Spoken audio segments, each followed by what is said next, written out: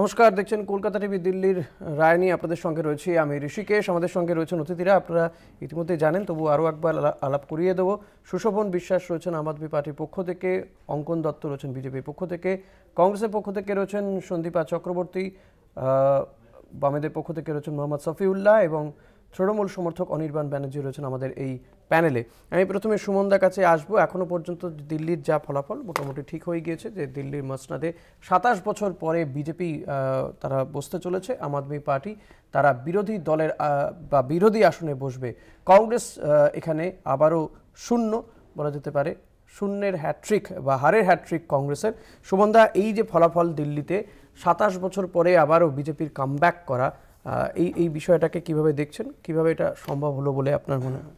দেখুন, আপনি যদি 2024-এর লোকসভা নির্বাচনের ফলাফল থেকে দেখেন তাহলে দেখবেন যে বিজেপি তার লস্ট গ্রাউন্ডকে বুঝতে পেরেছে এবং কন্টিনিউয়াসলি সেটাকে মেরামত করে যাওয়ার চেষ্টা করেছে।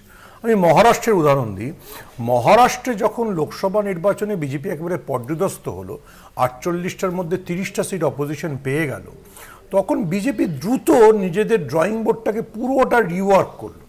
রিওয়ার্ক করে পুরো প্রায় রাজস্বটাই নিজে খুলে দিল জনগণের জন্য। একটার পর একটা প্রকল্প, মহিলাদের জন্য টাকা, সব কিছু করলো। আর সেই গোটা সময়টা কংগ্রেস ব্যস্ত ছিল নিজেদের ঝগড়া করবার জন্য। তো মহারাষ্ট্র শোচনীয়ভাবে হারলো। অনেক সাংবাদিক বলেছেন, আমাদের বন্ধু একটু সিনিয়র রাজীব সরদেশাই বলেছেন, মহারাষ্ট্রে লোকসভা নির্বাচনের ফলাফল আসার পর কংগ্রেসের নেতারা বলছিলেন যে আমরা তো 180 পাবোই, তার উপরে আর কি পাওয়া যায় সেটা দেখার। তো কংগ্রেসের এই যে অতিরিক্ত আত্মবিশ্বাস, একটু আগে কেউ একটা বলছিলেন বোধহয় বামেদের তরফ থেকে, খুব ঠিক বলেছেন যে বিজেপি জিততে মরিয়া ছিল। তাহলে আমার উল্টো দিকে প্রশ্ন, ইন্ডিয়া জোট কি হারতে মরিয়া ছিল? হারতেই হবে ভাই, হারতে হবে, কেন কোনো মানে জিতে না যায়, জিতে গেলেই বিপদ। আমি তো এরকম বুঝতে পারছি না যে না অরবিন্দ কেজরিওয়াল বুঝতে পারলেন যে ওনার যদি আপনি দেখুন ওভারঅল ভোট পার্সেন্টেজ দেখেন 4%-এ হারছেন বোধহয়, এখন অব্দি যা মনে হচ্ছে 4% হচ্ছে ভোটের গ্যাপ। কিন্তু সিগনিফিকেন্টলি আপনি যদি দেখেন লোকসভায় বিজেপি যা ভোট পেয়েছিল 53%, সেখান থেকে বিজেপির প্রায় 4% ভোট কমছে। সো অ্যাকচুয়ালি কিন্তু অরবিন্দ কেজরিওয়াল ভোট বাড়াচ্ছেন। কিন্তু উনি যদি কংগ্রেসের সঙ্গে অ্যালায়েন্স করতেন, কংগ্রেসকে যদি 10-12টা সিট ছাড়তেন, ওনার কী ক্ষতি হতো? উল্টো দিকে কংগ্রেসকে এটা বুঝতে হবে যে একটা তো আপনার ওভারঅল স্ট্র্যাটেজি করতে হয়, যে সেই স্ট্র্যাটেজিতে যে আমার লোকসভায় বেশি আসন দরকার, আমি লোকসভার জন্য আঞ্চলিক দলগুলোর কাছ থেকে সিট চাইবো, কিন্তু যখন লোকাল বিধানসভা আসবে আমি সিট ছেড়ে দেবো। যেটা তামিলনাড়ুতে স্ট্যালিনের সাথে পারফেক্টলি ওয়ার্কআউট করে। স্ট্যালিন কিন্তু অনেক সিট কংগ্রেসের জন্য ছাড়েন, কিন্তু অ্যাসেম্বলিতে তো স্ট্যালিন পুরোটাই প্রায় নিজে লড়েন। তো এখানে কোনো স্ট্র্যাটেজি নেই। আপনি যদি দেখেন, এবার আমি এটা স্বীকার করে নিচ্ছি যে বিজেপির বক্তব্যটা ঠিক, যে লোকসভায় কিন্তু কংগ্রেস এবং আপ একসঙ্গে লড়া সত্ত্বেও বিজেপি জিতেছিল।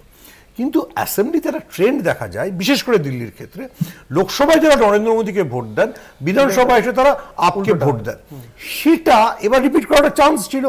কিন্তু দুটো পার্টি এত অ্যারোগেন্ট, একদল তভলিন সিং লিখেছেন, রাহুল গান্ধী এবং প্রিয়াঙ্কা গান্ধী ঠিক করে রেখেছেন যে আমরা লোকসভায় ভালো ফলাফল করেছি, সেটাকে নষ্ট করতে হবে, সেটাকে নষ্ট করতে হবে।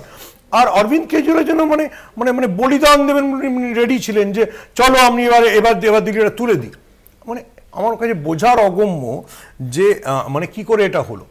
কন্ট্রারি দেখুন হেমন্ত সোরেন এইখান থেকে পুরো ইলেকশনটা বার করে নিয়ে গেছিলেন, যেখানে ক্যাম্পেইন অনেক ডিফিকাল্ট ছিল, যেখানে অনুপ্রবেশের মতো ইস্যু বিজেপি পেয়ে গেছিল, এবং যেখানে সত্যি সত্যি আদিবাসীদের মধ্যে বিজেপির কাজ ছিল। কিন্তু আপনি দেখুন, যখন অরবিন্দ কেজরিওয়াল জেলে গেছেন, দুর্নীতিও ইস্যু ছিল ওখানে। না, দেখুন, আমি বিশ্বাস করি ভারতবর্ষের দুর্নীতি নিয়ে বিজেপি মাঝে মাঝে টেলিভিশনে চিৎকার করে, কিন্তু শরদ পাওয়ারের ভাইপোকে দেখলে, হেমন্ত বিশ্ব শর্মাকে দেখলে ঠিক দলে নিয়ে নেয়। নিয়ম হচ্ছে যে, হ্যাঁ, আমি অবশ্য আলোচনা করছি না, ঠিক পশ্চিমবঙ্গ নিয়ে আলোচনা করবো। রাজীব ব্যানার্জিটা তোমাদের ক্ষেত্রে প্রযোজ্য। তো আমার ইস্যু হচ্ছে দুর্নীতি ব্যাপার না। আপনি তো পলিটিক্স, কেউ বলছিলেন ইটস এ স্ট্র্যাটেজি, আপনি কিভাবে ডান দিকে সাজাবেন, কিভাবে বাঁ দিকে সাজাবেন। পলিটিক্সে বিরোধী জোটের মধ্যে তো ঠিকই বলেছেন যে নিজেদের মধ্যে লড়াই করবো, সকাল থেকে প্রথম ঠিক করে নিয়েছি নিজেদের মধ্যে লড়বো। এবং বোধহয় সম্বিত বলছিলেন মাঝে মাঝে হঠাৎ দিল্লির মতো জায়গা আপনি কাস্ট সেন্সাস বলে কি হবে? আপনাকে তো দিল্লির ভোটটা বেসিক্যালি পুরসভার গ্লোরিফাইড ভোট। নর্দমা পরিষ্কার আছে কিনা, রাস্তা ঠিক আছে কিনা, এটাই ইস্যু। তো সেখানে অরবিন্দ কেজরিওয়ালই বা কী বলছিলেন, রাহুল গান্ধী বা কী বলছিলেন, কারো কোনো খেয়াল ছিল না। এবার এই হারের পরে পরে অরবিন্দ কেজরিওয়াল তিনিও তো হেরে গিয়েছেন, মনীষ সিসোদিয়াও হেরে গিয়েছেন। এই হারের পরে পরে অরবিন্দ কেজরিওয়াল তিনি ঠিক এই হারকে কিভাবে দেখছেন, দিল্লিবাসীর উদ্দেশ্যে কি তার বার্তা শুনুন। जनता का जो भी निर्णय है, जनता का जो भी फैसला है, उसे हम पूरी विनम्रता के साथ स्वीकार करते हैं। जनता का निर्णय सर माथे पर। मैं भारतीय जनता पार्टी को इस जीत के लिए बहुत बहुत बधाई देता हूं और मैं उम्मीद करता हूं कि जिस उम्मीद के साथ और जिस आशा के साथ लोगों ने उनको बहुमत दिया है, वो उन सभी उम्मीदों और आशाओं पे पूरा उतरेंगे।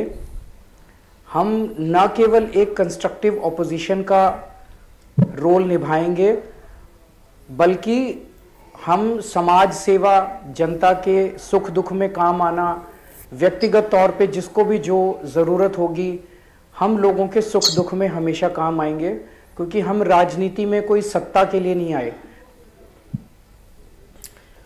प्रियंका गांधी वाड्रा তিনি ঠিক কি বলছেন শুনবো। I think it was very obvious from all our meetings in Delhi and whichever people I was meeting that people wanted change. They were fed up of the way things were and they wanted change. I suppose they voted for change. My congratulations to all those who have won. And for the rest of us, it just means we have to work harder and we have to stay there, be on the ground and be responsive to the people's issues. আমি সন্দীপা আপনার কাছে আসবো। প্রিয়াঙ্কা গান্ধী তার যে বক্তব্য শুনলাম, তিনি বলছেন তারা যখন মিটিং করেছেন বুঝতে পেরেছেন যে মানুষ চাইছিলেন একটা পরিবর্তন হোক, চেঞ্জ চাইছিলেন তারা, আর সেটাকে আজ করেই কি আপনারা আপের সঙ্গে যাননি জোটে, মানে তাতে যদি বিজেপি আসে আসুক? দেখুন, এটা প্রত্যেকটা পার্টির, আচ্ছা আমার আওয়াজটা আমি যে শুনতে পাচ্ছি, তো প্রত্যেকটা পার্টির একটা স্ট্র্যাটেজি থাকে। আপেরও একটা স্ট্র্যাটেজি ছিল, বিজেপিরও একটা ছিল, কংগ্রেসেরও একটা ছিল। সত্যি কি ছিল? বেশ কিছুক্ষণ বলছেন তাদের স্ট্র্যাটেজি সত্যি ছিল কিনা? হ্যাঁ, সত্যি কি ছিল স্ট্র্যাটেজি? আচ্ছা আমি তো বললাম তো প্রত্যেকটা পার্টির নিজস্ব স্ট্র্যাটেজি থাকে। এবার বিজেপির যিনি আছেন উনি বলবেন ওনাদের কি স্ট্র্যাটেজি ছিল, আপের যিনি আছেন উনি বলবেন ওনাদের কি স্ট্র্যাটেজি ছিল। আমি এখানে কংগ্রেসের, আমি তো ডেফিনেটলি সর্বসমক্ষে, তো আমি আমার পার্টির ভেতরের কথা এসে আমি বলবো না যে আমার পার্টির কি স্ট্র্যাটেজি ছিল বা কি স্ট্র্যাটেজি হতে চলেছে পরবর্তীকালে। সন্দীপা দেখতে পাইনি, তাই জানতে চাইছি স্ট্র্যাটেজি দেখতে পাইনি আমরা, সত্যি কি ছিল সেটা আমার প্রশ্ন ছিল আর কি। না এটা যদি স্ট্র্যাটেজি হয় বিজেপি কে জেতানো, মানে এটা আপনি স্ট্র্যাটেজি মানছেন তাই কি? এটা কি আপনি একজন অ্যাঙ্কার বলছেন না বিজেপি মানে আপের কেউ বলছেন না তৃণমূলের কেউ বলছেন? আমাকে একটু বলুন, আপনি অ্যাঙ্কার হিসেবে আমাকে প্রশ্নটা করছেন তো? সঞ্চালক ঋষিকেশ ব্যানার্জি বলছি। হ্যাঁ ঋষিকেশ বাবু শুনুন, এরকম মানে সঞ্চালনাটা যখন করছেন সঞ্চালকের সাংবাদিকদের মতো করুন, ওই তৃণমূল পন্থী শোনাচ্ছিল জিনিসটাকে। আপনার এরকম অনেক কিছু শোনাতে পারে, আমি সত্যি কথাটা শুনতে গেলে এরকম অনেক কিছু শোনাতে পারে। আমার কথা থেকে যদি আপনার মনে হয় তৃণমূলপন্থী, কোথা থেকে মনে হলো আমি বুঝতে পারলাম না, যাই হোক এটা আপনার মনে হতে পারে। যেখানে প্রিয়াঙ্কা গান্ধী বলছেন যে আমরা বুঝতে পারছিলাম মাটিতে নেমে যে পরিবর্তনের একটা হাওয়া বা পরিবর্তন চাইছেন মানুষ, আর আপনারা সেখানে আপনাদের যা আগের যা রেজাল্ট ছিল বিধানসভা অনুযায়ী সেখানে আপনারা আজ করতে পারলেন না যে কংগ্রেসের সঙ্গে আপের জোটে যাওয়া উচিত ছিল কি ছিল না, সেটাই বলছি। এটাই কি আপনাদের স্ট্র্যাটেজি ছিল আম আদমি পার্টিকে হারানো? সেটাই পরিষ্কার হতে চাইছি। এটা আপনার মনে হলো যে তৃণমূলের মতন শোনালো? এখন তো আপনি যেভাবে বলছেন আমার কথার মাঝখানে কথা কি, আমার তো এখন অন্যরকম কিছু শোনাচ্ছে, সেটা ঠিক আছে। অন্য কোনো একজন, আমি নাম করবো না সেই চ্যানেলে, একজন খুব চেঁচিয়ে কথা বলে ওনার মতো শোনাচ্ছে, কিন্তু ব্যাপারটা সবার কথার মাঝখানে। তাহলে বলবো যে আপনার কানে বোধহয় আওয়াজটা ঠিকঠাক যাচ্ছে না, একটু বলুন, বা আমিও বলছি আমার পিসিআর কে যাতে সন্দীপার কানে ঠিক করে আওয়াজটা যায়। আমার কথা বোধহয় উনি ভালো বুঝতে পারছেন না, বলুন সন্দীপা। ঠিক আছে, আপনার যখন মনে হয় আমার কানে আওয়াজ যাচ্ছে না, আপনারা আপনাদের চ্যানেল থেকে দায়িত্ব নিয়ে আমার বাড়িতে একজন কানের ডাক্তার পাঠিয়ে দেবেন, আর আমি বলবো যখন আমি বলবো আমার কথা। আবার আপনি ডাক্তার, আমি বলিনি তো আপনার কান খারাপ, আমি বলছি এক, আপনি চলে যাচ্ছেন অন্যদিকে। যুক্তি যদি না থাকে তো বলুন যে আমার কাছে যুক্তি নেই। আমি তো আমার পিসিআর কেও বললাম যদি হয়তো আপনার কাছে আওয়াজটা যাচ্ছে না, সন্দীপার কাছে যুক্তি নেই, তাই কানের যে হেডফোন ছিল খুলে ফেললেন। এটা দর্শক দেখতে পেলেন। কংগ্রেসের কি অবস্থা এটা থেকে বোঝা যাচ্ছে। যাই হোক, আমি আসি আপের। সন্দীপার যদি মনে হয় তো জয়েন করতে পারেন, না হলে প্লিজ থ্যাংক ইউ। আমি আসবো সন্দীপের কাছে, সুশোভন আপনার কাছে আসবো। সন্দীপা বা প্রিয়াঙ্কা গান্ধীর বক্তব্য শুনলেন, আপনাদের যদি আপনার সঞ্চালকের যদি কথা বলা শেষ